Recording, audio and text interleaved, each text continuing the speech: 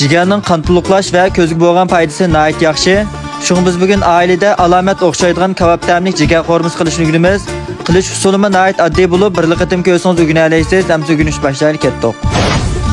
Avval 15 ga sezilib ekelgan jigarni suratdagidek men musholatda nihoyat nefis qilib to'g'rab olamiz. Ondan ustiga suv qo'yib, asti-ustini to'liq aralashtirib yuvib, qon miqdorini paket chiqarib Ondan mush qo'rimning linxunsi bo'lgan qo'yning quyruq maydan az miqdorda to'g'rab tayyor qilib olib, keynida meni tayyorlig'idan bo'lsa, ko'k qizil laza va piyoz buning shaklini o'zimizning yoqtirish bo'yicha to'g'rab olsak bo'ldi. Mana shu lazni yeyish yoqtirmaydigan tuqqanlar buningdan boshqa chingsa yoki va boshqa o'tashlarni ishlatsanlar bo'ladi.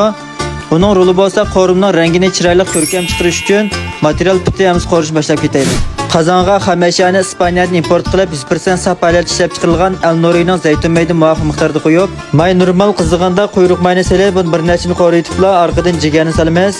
Ondan jigarning g'ayri-puruqini yo'qotish uchun 10 ta kavavichin, 2 ta kesgan laza va bir qush qatravi tuz selib, birdan qo'rib, bir xil mizligiti chiqqanda, bir qush xizra, bir qush uvoq laza va az miqdorda kavavichin selib, o'tning besimini yuqori qilib davomli 7-8 aralashtirib qo'yiblar. Tayyor qilib olgan materiallarimizni selib, yana davomli aralashtirib qo'yamiz.